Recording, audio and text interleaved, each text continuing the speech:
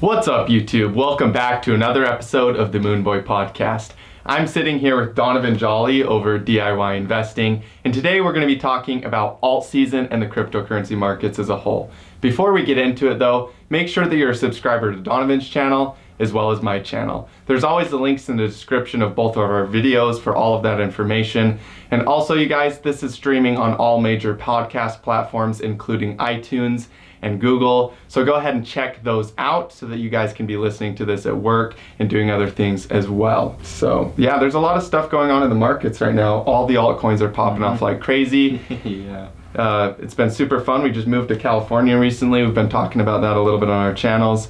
Every single day I wake up and I look over and I see Donovan on his computer and he just has this evil little grin on his face and a million altcoin charts open, and they're just they could be like 1 million in market cap or 10 million in market cap, or he doesn't even care about market cap or anything. He's literally just looking at charts and volume, and they all look pretty good, man. Yeah, I'm having so much fun, honestly. I haven't had this much fun since back in 2017 when we had that apartment back in our hometown, because it's really exciting because we're finding that, you know, these lower market cap coins, those have been really fun to actually trade, and that's where I've been making a lot of my profits, just swing trading a lot of this stuff. Just coins between, like, you know, 3 to, I'd say, like 10 million to like 30 million approximately, within that range. I've been finding a lot of really low cap coins that have been just doing super good. KuCoin, I've been trading on there a little bit, and that's been super interesting because there's just been so much that's happening. I mean, Ethereum's breaking out, and it just hit $300. Last time I checked on my Coinbase, it was at $300. We're getting back to the times where it's refresh Coinbase every 10 minutes to check my account balance, because I just keep making money every time I refresh it. And so that's really exciting because we fought through so much bull crap to get to this point. So much consolidation, choppy action where people just got destroyed. I remember it's funny looking back in hindsight to, you know, Corona panic and all of that stuff that happened around March 13th. And I remember going back and reading some of the messages in my Discord from that time and seeing all of these people that were just freaking out in pure panic. And a lot of those people that said that they were selling, I haven't seen them show up in my Discord. I haven't seen them do anything, and I guess they've just, you know, disappeared at this point. It was pure capitulation. But it's really nice that, you know, the people like us that was stuck through it, we invested, and then what we told everybody else to do, all the people that are profiting right now, it's really nice to just see all of this coming to fruition, because we had just been telling everybody for so long. And so, I mean, what do you think is the most exciting thing that you've been able to witness just over the last couple months, ever since, you know, post-corona, more or less? Honestly, one of the most exciting things to see recently was Ethereum breaking out. Yeah. Ethereum has been consolidating for so long, and a lot of people gave up on it, which is standard, but just to see it actually break out and get some money behind it, it's nice. And it is nice. It's just the beginning with Ethereum too. 2.0 is coming out, and I think a lot of people are going to be creating nodes, and I mean, you've even been thinking about getting a node. Yeah, I wondered if I was gonna, like, if I do like multiple or if I just do one and just kind of like see what happens. And so for me, I think I'll just like go start off with one. If like I feel the need to do more than that, then I guess I can. But I don't, from what I was reading about it, because I think it was Binance that published, maybe not Binance, I think it was a big exchange, published some research report on the project. And basically from what I was reading about it, I think that if you stake your coins, your 32 Ethereum that it requires, then what happens is it locks it away and it automatically converts it into whatever the ETH 2.0 Ethereum new coin is supposed to be. And I just like, I don't know, all of that transition is just kind of like up in the air, and it's hard to say exactly. I don't know enough quite about the details. whole. Yeah, I don't know how the process works. Either. Yeah. Exactly. So that's the only thing for me. If I maybe knew more about it, it might give me more confidence to put more and run, you know, separate nodes and do a bunch of stuff like that. But, you know, it really doesn't even matter that much. I'll do one and kind of see what happens, and I don't even know how to do any of it, and so I'd have to figure out how to details of everything. Exactly. Yeah, I think it'd be cool though if you do, and if you do, definitely share it on your channel, or at least let people know. It'd be even cool to do like a video post if you decide to get a node. Make a post video like after you get the node and stuff, talking about like your experience and whether it was easy or what's going on if you decide to. I don't personally, you guys, I don't ever look into like the exact details about, you know, the updates. I kind of just let the software roll itself over. But if I was to actually get an Ethereum node, which I don't have any plans to right now, then I would definitely be looking into those details. But just like, there's so much noise out there. And one thing to remind you guys is, you know, you might be looking to get an Ethereum node or something as simple as that, and then all of a sudden you find yourself on Reddit or Twitter or some random post, and you're reading about all these people's emotional opinions about this, that, or the other thing. And next thing you know, all of a sudden you go from being an Ethereum bull to an Ethereum bear because you see some FUD about how F2.0 is going to destroy the entire chain and how it's not going to roll over. Some crap that probably isn't even true. So if you're interested in looking into those types of things, like, definitely do it. But at the same time, just remember that there's going to be a lot of fog, a lot of noise, a lot of other people's opinions, especially if you're looking through like Twitter or Reddit and you're not like on official sites like ethereum.org or any of the official sites. You're probably going to run into quite a bit of noise. Yeah, exactly. Like, actually, it's funny you bring that up, because what we recently had, and what I wake up every single morning to these same ads, and it's from I don't remember what the actual company is called, can't think of them off the top of my head, but pretty much what's been happening is right before Chainlink started correcting, it was like a company affiliated with Nexo, which is like a crypto loaning platform, and they basically created this FUD article about Chainlink, talking about why it was a scam, talking about all of this different stuff in this research that they'd found. And then they've been recently promoting ads. I've been seeing them on Twitter, crypto-related ads that were talking about why it was a scam. And so they found out after Cointelegraph made an article about this, and so you guys could go to cointelegraph.com, I believe, and that they would have an article regarding a lot of this. But they released some, one of the guys named chainlinkgod.eth, that guy. So he's got this Twitter page, and he literally went through and like broke down all of the details and basically came up with all of this evidence proving that the company that was associated with this Nexo platform, they basically collaborated to create this FUD article that they had shorts open for. And so they had like short positions, and then they opened this FUD article, and they've been promoting it through ads, and I've been seeing these ads, and it's all just like this manipulation that we've been seeing. And so it's really funny that we're like, I feel like we finally hit the point of the bull run where people are starting to pull a little bit more bold moves. Trickier tricks. Yeah, exactly. Because they were the guy that broke down all of the analysis as to why it was a fake article. He broke down exactly all of these details and how it was just false. And they, as he was breaking down all the information and exposing it on Twitter, they were going and then they were trying to like take back all of the things that he was like trying to expose him for, and they were trying to reverse it inside of the code and change all the things so that you couldn't see it anymore. And so it's been kind of funny that, you know, we're at this point of the bull run where I've noticed scams popping up a lot more, giveaway scams. We just saw the giveaway scam actually when all of those Twitter accounts just got hacked, and simultaneously, I think it was all at the same time or pretty close to all at the same time, they all got hacked and posted a giveaway, and it was like Jeff Bezos, you had Bill Gates, you had Coinbase, Binance, Angelo BTC, and just all of these different accounts were hacked at the same time. And so we're really seeing like a big move towards this scammy type gray area stuff, because this really is the last time we're going to see that for crypto. And so a lot of things have been happening. It's been exciting for me to just be able to experience all of that. I don't know about you, but I saw on the Crypto Snipers Twitter page that I think Bitcoin was marked as money by the government. Really? I think that they assigned it.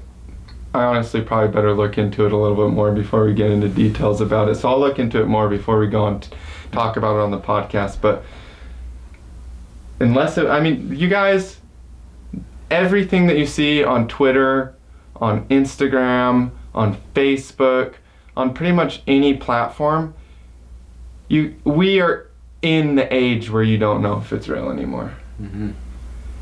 People used to talk about how there would be a time where like you wouldn't be able to tell what was fake and what was real because our generations of the thing that is fake versus the thing that is real. I mean, you've probably seen all those Donald Trump shouting out different cryptos that are like completely fake, it's photoshopped, or all of the fake. There's even ones about Elon Musk supporting Digibyte, like all of these tweets of Elon Musk supporting Digibyte, even though the tweets never happened on his page. So like we're in that age, you guys. If you see anything on the internet, on any of those places, it might not be true. Yeah. It could be completely elaborated. And just to remember that is really important. And this is why we're building new systems like decentralized internets and blockchain and encryption. Because I think we've talked about this before, but like America, way back in the day, our encryption was better, and that's one of the leading reasons that we were able to win wars in the past. And although we're not necessarily fighting as many physical wars as we used to, at least not on a world war scale, we're kind of in a way like, this is kind of like there's still kind of like digital confliction in the world going on, like people disagreeing about certain things or all of that. And so like we're kind of in a digital war zone. 2020 is basically a digital war zone. Cancel culture. And all of these different things. It's not even once, there's so many little things that people, I believe this, I believe this, I believe this. And ultimately, I think that it's gonna lead to a greater understanding of each other, but that digital kind of interaction that we're having is crazy, and you can't really know what is necessarily real or what's fake on the internet. And just to remember that, it's going to be really powerful, you guys, so you don't get stuck on things, lost on things, get stuck in these fake giveaways or Discord scams. You know, anybody that runs a Discord server, I'm sure a lot of you guys have Discord servers, have been in Discord. Like, you guys already know, like, giveaways are so prevalent in those areas. So just be mindful of those things to protect your finances. And remember that, like, this cryptocurrency doesn't necessarily mean, like, it is a system of less manipulation, more public ledgers, and all of those things. But it doesn't necessarily mean that it's instantly that. Like, you have to remember that, like, we're still developing the structure for all of these things. So as far as like a system of manipulation being drastically reduced to where it's actually helping the community as a whole, that's not going to happen overnight. And we're going to see, as we're transitioning and building these systems, we're going to watch the old system failing, and we're watching that in different ways right now. Yeah, we're seeing quite the array of different things. It's an exciting time right now. I'm super hyped about everything. There's a lot of craziness going on, but the people that are watching this are the people that have set themselves up to make a lot of profit. We're seeing silver breaking out. Gold's about to break all-time highs. We're seeing crypto breaking out of bottom formations and structures that have been over about 580 days approximately. And we're starting to actually start all of this major run that we've been waiting for. And so, you know, with all this chaos, it's going to create a lot of profitability, and we've positioned ourselves to, you know, make a lot of that money along the way. And so even with all of what's going on, just don't focus so much on that. Just remember that, you know, as long as we're focusing on the things that matter, that's what's most important. I'm just hyped about crypto. I'm just making all of this money, really. I've had so many altcoins, just buying little altcoins here and there, and then all of them just going up in profit. It doesn't matter which one I buy, they're all just doing it. I went and bought a lot of coins on KuCoin recently, just the other day, and I bought like 5 of them the first day, and in the first day 3 of them pumped, and 2 of them were over 100% just the day after. The following morning I woke up, and it's just so fun that we're finally at this alt season point that we've been waiting for forever, because I had so much fun trading all of that back in 2017. And it's nice that, you know, now we're in a cool place in Santa Monica. We can, you know, trade, make all of this profit, and then we can go to the beach later and kick it out there and just, you know, hang out. It's just so nice to be able to actually enjoy all of this stuff, and to be able to have all of you guys here supporting us. It's just truly amazing that I'm excited to see what you guys are going to be able to do with your lives, because we're already living it for ourselves, and that's always what we expect of you guys, and what we hope the best everybody can achieve is just that, you know, you're out here experiencing the best of your life. And who knows, maybe that's on the beach, maybe that's somewhere completely different. All in all, I just want to see you guys accomplish your dreams and really just take charge of your life in ways that you never thought imaginable. And that's really what we're doing now, and what's exciting, because this is the beginning stages of, you know, what we've experienced in a bull run already, but you guys haven't quite experienced it yet. And what's coming is going to be way more fun, better than anything you could have ever imagined, because it was far surpassing of anything I could have imagined in the last cycle. And so just be thankful and grateful that we actually made it this far. That's kind of what I've been talking about on a few videos the last couple days. Just been, you know, pat yourself on the back if you actually did make it through all of this, because I saw a lot of really good analysts that were too scared to buy any of the COVID panic. A lot of them were bearish at that time and were expecting downside, and it was just a lot of them even expressed how that was the scariest moment of their entire crypto career, and some of them have been around since, you know, 2012 and even prior to that. And so it's been a roller coaster, but it's been so fun to actually make it out on the other end. And so, you know, what's one thing that this entire, you know, cycle from the very peak, because we were here at the top of this before the crash, what do you think was the thing that you, what was the greatest teacher or lesson that you learned coming away throughout this entire bear market and this entire consolidation and all of the craziness that brought? Never give up. Like, you could be like, you could literally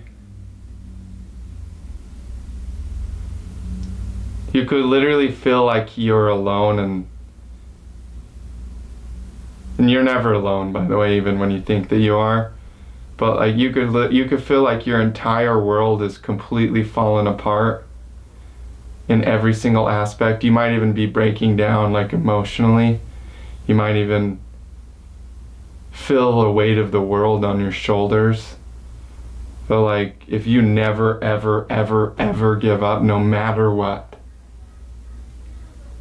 like, even if you don't see the light at the end of the tunnel, if you just keep crawling, like, you will find a light at the end of the tunnel at some point. Mm-hmm. So that's the biggest lesson, you know. And some of these coins, like I was looking at Augur versus Ethereum has been doing sideways consolidation for over 1,000 days. So if you think about 1,000 days of consolidation, 1,000 days of consolidation, that is so long, bro. Mm-hmm. That is so many moon sun cycles that it just went, nobody knew about it, nobody cared, nobody's buying, just completely sideways, horizontal. And, you know, that would test, if you're holding that, if you have money in that would literally ring you to every single core of your entire being. Mm-hmm. And if you give up, you're gonna sell right before it pumps. That's how it works every single time. You always, it's so dumb, because I experienced that with myself so many times. You'd always sell at the worst time, and it would always be right before the market starts pumping again, and it would happen every single time when I was a beginner at this. I'd start trading, then I'd start doing stuff, and I would feel just so emotional in the moment, and mentally I knew I was doing it wrong. I shouldn't be doing this, but I'd act out of impulse and through emotion, and I'd do it anyways, and then I'd watch the market do, you know, the thing that I didn't want it to, and then it would stop me out, or, you know, I just didn't even have a stop loss and just get wrecked in the trade. And then I'd be sitting there watching and just be like, gosh, why did I do that? I knew that I wasn't supposed to. And so it's crazy to feel like we're finally at the point where the market's turning around, because it has been a process and there has been a lot of ranging in coins for significant periods of time, which is why at the same time nothing's moved for so long, which is why you can make a lot of money by just finding these coins that have ranged for a really long period of time. They haven't gone anywhere. You can find coins that look a lot like other ones that have already been pumping. And one of my favorite tools on TradingView is the bars tool, and you can find that in all of the different things, in all of the little tools that they have. And in the bars pattern, you can basically take a selection of a chart, and then you can copy that chart and you can paste it over another chart, and so you can kind of see compare. Similarities. Yeah, exactly. And so I do a lot of that type of stuff because I trade cycles, and one thing I've noticed is just how you'll find a multitude of different patterns and different consolidation patterns that some of these cycle between, and you'll find some that are linked up in the same sort of chart patterns, and you'll find some that are maybe a little bit more unique, but more often than not, you can find the vast majority of them are classified and can be grouped together in a same structural pattern type of sense. And so all you have to do is go and find, these coins that have been pumping, and you go find that exact chart pattern, and you just go and find a coin that hasn't pumped yet. And it's that simple, really. It's just analyzing patterns, analyzing stuff that has made money, and then putting that towards ones that haven't really made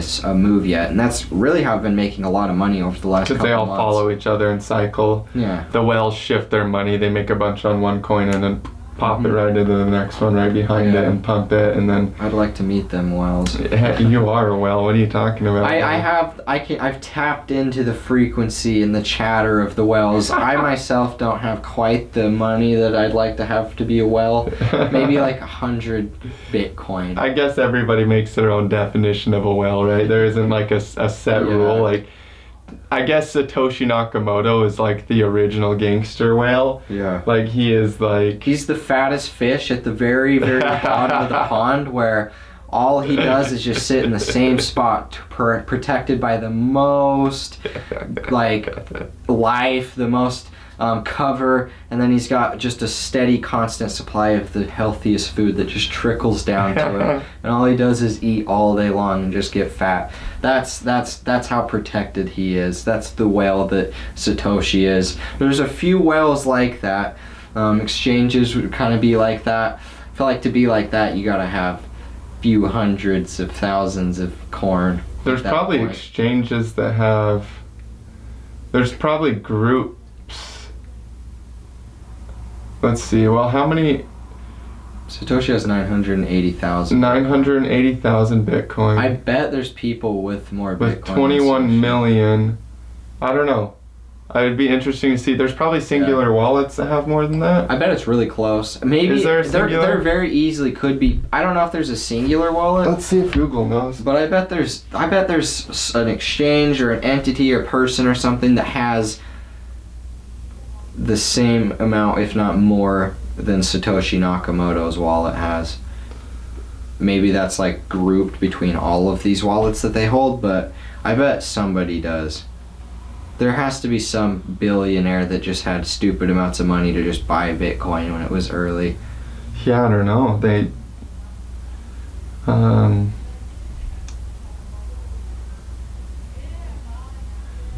who owns the world's biggest Bitcoin wallet? This is Wired.com. The FBI. In September, the FBI shut down the Silk Road online marketplace. Oh wait, so this is old then. This has got to be really old. Let's see when this article was made real quick. So it's at the top. It's at the top. So this was in 2013.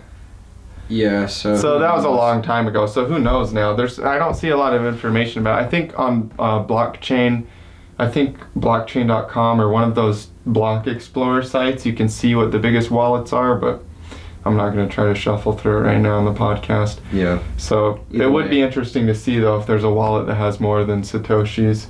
I feel like there is. Well, I mean, if that was in 2013 and there has to be one, because at least the FBI, if they didn't sell off any of that, then they would. I think they sold most of it Yeah, I'm off. wearing my Silk Road shirt today, actually. Speaking of Support which, the original. yeah, free. Free markets. No, well, free markets that, but free Ross. Freedom. Free Ross. Old Brick. Old Brit. You just got that online, some random place, or ordered it online, or Huh? how'd you get that? You got it for me. Oh yeah, I bought it for you as a gift. Yep. Yeah. Yep. Free Ross. I think that there's a lot of petitions for that guy, and honestly, I think that, like, well, if considering how regulated and controlled the what's the word, the healthcare systems are, and big pharma, it's so manipulated, and it's proven that these people have done these really evil things and got people seriously addicted to different types of drugs, opiates specifically. And it's really crazy that, you know, somebody comes around and makes like a marketplace, and I'm not trying to vouch and say that people should, you know, do drugs or anything like that, but I'm just saying that I think that the market should decide itself and be a free market, and if people want to do drugs, then they should have every right to be able to go do whatever they want, and if they die, they die, and it's their choice. But I don't like how the drug market's controlled in a way where it really does kind of hurt people in a bigger degree, because we trust doctors to prescribe us these things that are supposed to help us, and they prescribe us opiates that literally get us addicted, and we need them to function. And people eventually, you know, your health care stops providing for that to some degree, and then what do you go for? Well, you go to a cheap alternative, which is heroin usually. And so it's just our entire system designed for failure, to see people leech off the system to make people that need and can just make a profit, basically. And so I honestly really like the values of what he was doing, is trying to create a free market where people could get access, because on some of these markets, you know, we have states in America that don't have access to recreational, well, I'm not even going to say recreational, but medicinal cannabis, and which is proven to be able to help so many different types of people in so many different circumstances. And you know, you see a lot of those type of people flock to black market websites to actually be able to get treatments for their cancer, whether it's different type of cannabis extracts, or whether it's ointments, or whatever it could be, flower itself. There's so many different multitudes of taking it. And you know what Ross was doing, you know, sure, it selling drugs and all of the lives it destroys in doing so with hard drugs and all of the crime and things. I'm not trying to say that that's justifiable by any sense, because it's not. But by actually creating a free market and allowing people to transact and allowing drugs to sell freely, you know, the amount of drugs would actually drop. The amount of crime involved with drugs would fall off, because the prices of drugs would decrease. And so the demand for drugs, you know, there might be demand there, but the value, because of how much the supply would be out there, you know, it would just cause less of a demand in the long run. Less people would do it, in turn less crime, in turn less prison populations, and all of these things. And so in my view, I personally support like the cause of freeing him for that reason, is because I like the idea of what he was doing. And so I wear this as like a way to support that type of cause, because it was kind of the pioneer days of Bitcoin at the same time, and that's what led us here. But at the same time, it kind of supports like the overall independent movement that I support, is just people should have freedom to be able to do what they want. Obviously there should be some type of parameters set in place to help dictate, you know, people not getting hurt. But overall, I think that we need more versions of this type of free market, and we need to be able to have more of a say and a voice to give to people in those sorts of situations. Yeah, it's an interesting subject. I think freedom to choose is fundamental, and I think everybody should have that freedom of choice, even more so than just with drugs, just with a lot of things in their life. It's an interesting thing. I think that, I mean, looking back at America, way back in the day, early American days, the most common medicine was basically just alcohol, cannabis, and opium. like mixed inside of this like. Get a little cocaine in there too. There probably was, bro. This was. Yeah. And they just put all of it in one thing, and then you just drink some tincture, of that. Yeah, that's a little tincture, and it would heal all sorts of stuff. And people don't realize like a lot of sickness and stuff just comes from stress. Like a lot of like stomach pain that you're feeling, or a lot of different pains that you may be feeling, or anxiety, or anything that you feel like you need like a medication for. Most of that comes from stress. So bless you. Bless Sneeze the Silk Road shirt. Yeah, I had to protect. I didn't want to give anybody corona. It's a mortal sin these days. It to is. Cover your you mouth. gotta be careful. Wear a mask. I got my mask. You gotta be careful with that one. Yeah, we got a whole bunch of them now. They like a pile of them since we moved out here, because it's a little bit more of a. Mine's cool. It's camo. You wear it backwards. Oh no, this isn't the one that says. Or did you take it off? What one? Didn't you have one that said DGK on it? That's the one I took it off. Oh, you took can it see the off. square. Yeah, I had a brand and then I just peeled it off because I didn't want it on there. This is what it's like when you live in California and everybody's got this fear of corona, and it's a bunch of crap. At this point, we haven't even talked about corona in so long. I've kind of forgot about it mostly. It's just like a bunch of... Yeah, it's crazy. Well, I mean, since coming out here, though, I have heard some different perspectives than where I was from, which is interesting. You know, like Linda, I've just met some people, probably just would rather say that than specific people. I've met some people, and they've told me that they even knew people that have died from it. Mm-hmm. They've been inside of hospitals, watched people die from it. Mm-hmm. So like, it is interesting to hear that. I think that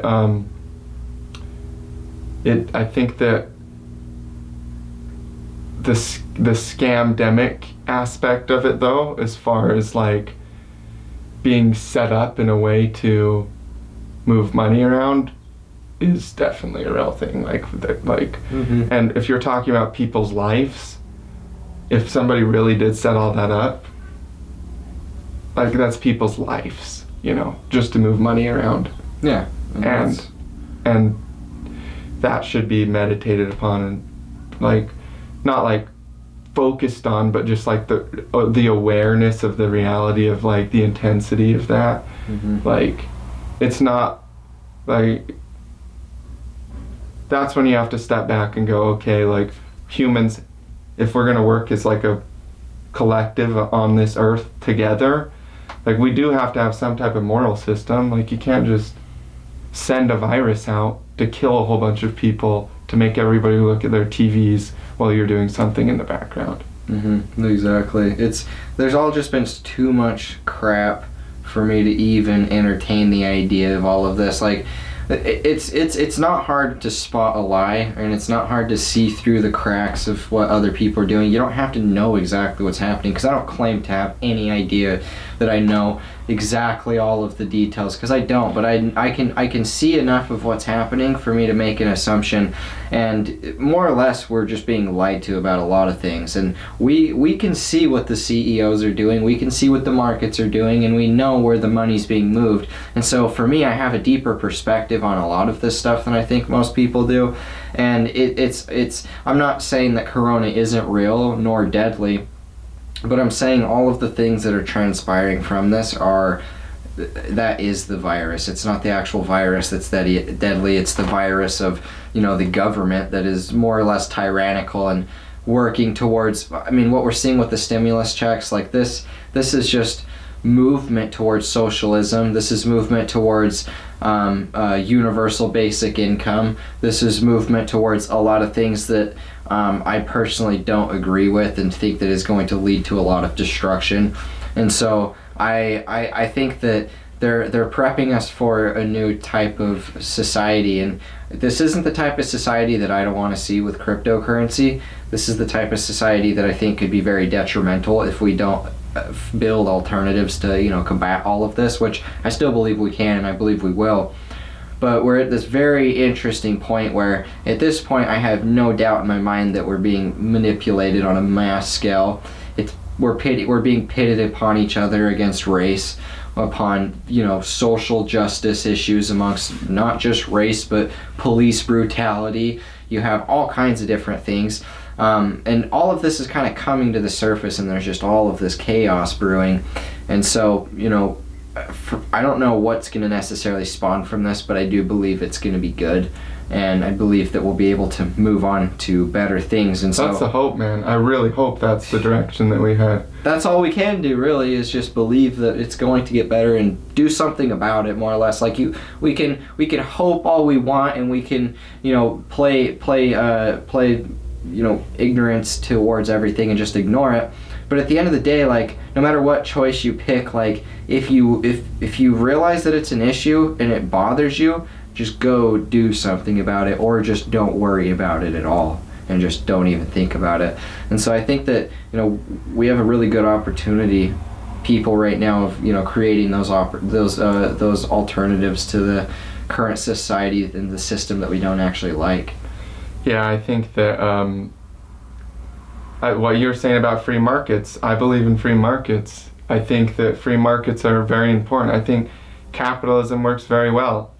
It is interesting to listen. I've talked with a lot of people about, different political belief systems, whether it was socialism, universal health care, universal basic income, all of these different things. And I think all perspectives are valuable.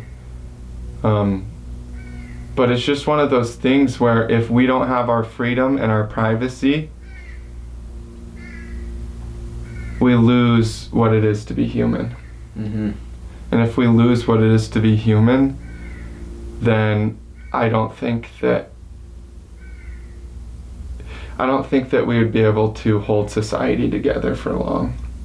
We might be able to patch it together for like a certain period of time, but I don't think that, and it might even go longer than, it might even blow our minds how long we could make it work, but I think that without freedom and privacy, like, people don't really have. It's just a matter, well, it's really tricky because it's a matter of desensitization. They could lead you a really long, you as in just a populace of people, it's not hard for them to control if they're focusing on a very long projection on the macro trend per se. Because if they just take away freedom by freedom, just slowly and just inch towards this goal, like the frog in the pan, you heat the water slow, you don't put it in a boiling pan. Yeah, exactly. They'll jump out. Exactly, and then they'll hit a point where they can't anymore, and then they've built their own prison, and then there's nothing that they can do about it. And that's really what we're doing right now, is building our own prison, and we don't see this happening. And through all of this social, all of this stuff that's happening, social injustice, it's just a lot of it's making people high emotion, and because of that, it's causing them to react in more crazy ways, more spontaneous ways, and impulsive, more importantly.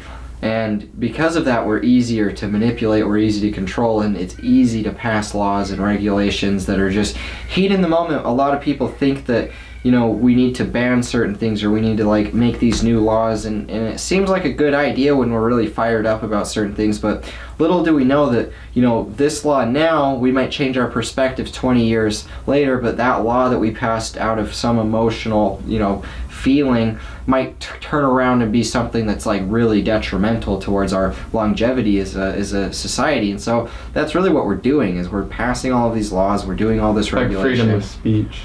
Exactly. Like we're seeing with the censor culture, whatever it's called, cancel culture. It's really crazy that we're at this point, because we got to be really careful on, people don't even feel like they can communicate on their social media platforms. Mm-hmm. I mean, even us, when we were talking about the whole pandemic situation, even that, I'm saying the pandemic situation instead of the name, because it's just that's what I've programmed myself to do, to not be censored on this platform, and it's stupid. Yeah. My voice should be able to say what my voice wants to say. And I think that with blockchain, there's a lot of new social media platforms being developed as we speak that give you guys those freedoms to speak your voice, where there isn't a central authority that can just say, you know what, we don't like you. You don't have a voice anymore. It's just people decide what they want to listen to and what they don't want to listen to, which seems a lot more of a better trajectory for our species than just complete and utter chaos. I mean, you know, I don't think anarchy is a good idea. I don't think that's basically what we've seen. We've basically been seeing anarchy in the streets, the riots, all that stuff. That's basically been anarchy in the streets. So I don't believe in anarchy, but I don't also believe in totalitarian control. There's a balance with these things. You can't have pure centralization, just like you can't have pure decentralization. Like, if you don't find the happy medium, like pure decentralization, by the way, you guys, is anarchy. Pure centralization is totalitarian power. And that's like the two ends of the spectrum. And humans have been oscillating between these in different cultures and societies since the beginning of time. And I think the only way that we can really fix this, or even start to fix it, is to have conversations like this and come together. You guys, like, you know, during this period of time, you guys might have even had friends message you angry stuff because maybe you posted something that they saw and they're like, oh wow, well that's not what I believe. And this is all growing pains as a society that we're gonna have to fill if we ever do want to come out of this, which I believe we will, and we are, and we can, and that's what we're gonna do. But like, we also have to be real about the fact that, like, there's a balance in all of this stuff. You can't just give all of the power to the people, and you can't just give all of the power to the government. Yeah. Either way is bad. We just have to have systems in place that, you know, decentralization, because we can have both of them coexisting in one and simultaneously working together, and we will. And that's what's, I think, it's going to bring a time of prosperity, a new time of prosperity. And, you know, it has the power to be corrupted, but at the same time, I do believe that we'll be able to maintain it in a more positive way, to where we'll be able to abstain from that corruption and be able to, you know, build and coexist in a way where, you know, it doesn't necessarily matter if there is corruption, you still protect your own things. And, you know, like data is a really big one, privacy you talked about, and as long as we have parameters set in place to where nobody else could be spying on you, which is kind of a big thing, because obviously we know that different government agencies spy on us, and that's you know, a known thing at this point.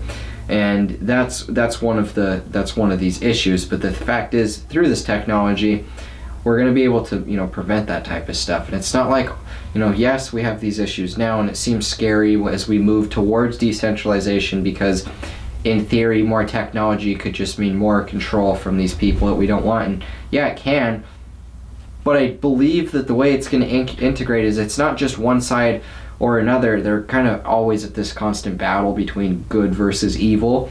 And so, you know, certain things will be incorporated that are good, certain things will get incorporated that are bad, but there'll be this balancing act between the two, and we'll continue to just advance in a positive direction, or at least the direction that we've been headed since the beginning of time, which, if you call it positive or you call it negative, it's just your perspective. But, you know, we've been headed on this path for a long time, and it's been very parabolic since the 1900s is when it really started going.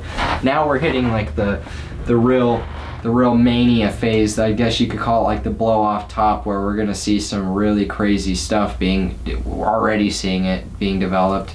All the stuff with SpaceX and Elon Musk and, you know, Neuralink and all of this type of advancement is going to be extremely really crazy. Controversial stuff too. Yeah. Especially, coming from any specific spiritual background, some spiritual backgrounds, you just don't even know how to sit with that type of information, which isn't a bad thing. Like, we have to understand that everybody's going to be coming from different places, and we're all trying to figure this out. Like, we're all trying to figure this out.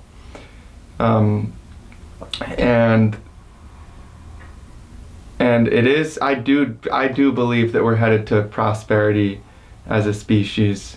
I really do.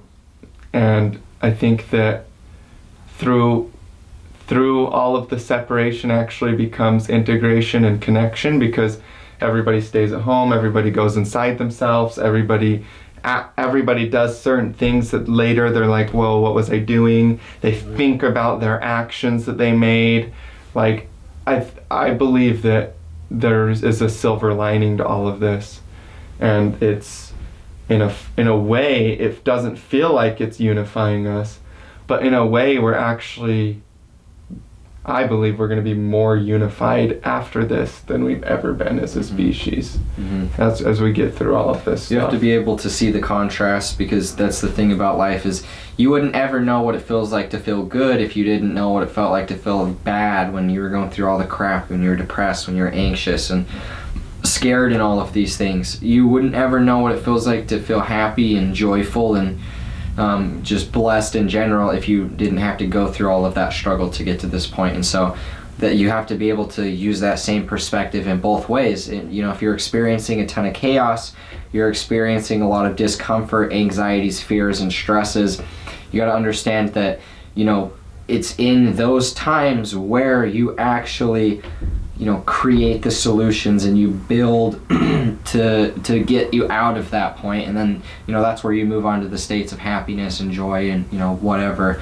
And that's how you understand and develop that contrast. And so with everything that's going on right now, with the racism and with the governments and the corruption and all of the normal stuff that's been happening forever, this is only going to help in the long run, because it's putting a spotlight on these issues, whether the spotlight is being manipulated upon us, and we're, it's spotlighting things that necessarily aren't issues, that are trying to make issues to make more injustice, or whether, some of it actually is good. I believe it's a mix of both, but no matter what, it's going to end up in a good way, because I think that as humanity, we are at our core very good, and there is like this sense of I don't know, I guess darkness you could say that is in us, but the vast majority of people are good, and I'd say that I agree. As long as that's the case, we're going to continue to move towards that trajectory. Yeah, and I think that is kind of forgotten lately. People try to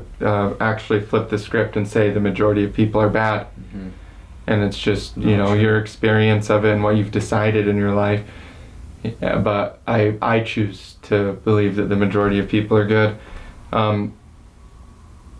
But it's as corny as it sounds, bro. It's literally just the simplest thing ever. Like, you don't get a diamond without putting coal under intense pressure. And that's like our entire planet right now. It's like we are coal under intense pressure, crystallizing into a diamond. And that process is going to be painful because of the pressure. But once the pressure is released, like we are there, and we'll come out of the other end as a diamond, beautiful and shiny and rich as a whole species. Like, oh man, feed everybody, manage trash, like, yes, clean oceans, like, yep, clean planet. Like, sometimes you just gotta go give a homeless man a hamburger. I haven't actually done that, but oh man, there's a lot of homeless people out here, that's for sure. There was a couple when we first got out here, but I haven't seen them lately. You gotta run to Venice. I've been running in the mornings to Venice a couple times a week, and whenever you run down that way, there's quite the community that they've built over there. And it's kind of funny. I'll run out there early in the morning, and I'll just be getting. I'll there's like the boardwalk where you can go around on the sandbar and go around, and then there's like, you know, that you can go right in front of like the actual storefronts, and that's where the bums are, and it kind of stinks a little bit, not too bad, but that's where all of the characters are. You'll roll through there running, and then you'll just see some people talking to themselves. You'll see some people singing and dancing, and yeah, it's always interesting if you like to people watch. I just run through Venice, and then, you know, there's my excitement. I just barely last week or girls, so, huh? beautiful women. I saw Arnold Schwarzenegger, and he said, "What's up?" to me. So that was by far the coolest thing. So he was my idol as a kid growing up. I wanted to be Arnold Schwarzenegger so bad. He had the biggest muscles. He had the sexiest women, and he was the biggest badass in the world. And so to see old Arnold ride by me on a bike and say, "What's up?" that was yeah, good stuff. That was the most LA thing. So I think that there was probably 1 or 2 weeks that we didn't upload while we were getting studio stuff set up and moving in. 3 weeks. Yeah, I haven't uploaded on this podcast for a while. For a minute. Yeah, you guys, stay tuned. Like, we're gonna keep doing these. It's just setting up the apartment takes a lot of energy. Yeah, welcome to my and room. Directing that. I mean, we just did a group meditation together this morning, and I can feel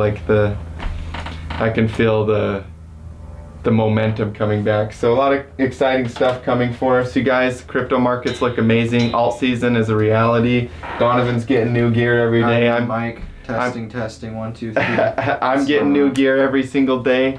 Like, I've been ordering a bunch of microcontrollers and stuff like that for some other crypto projects as well that I'm working on.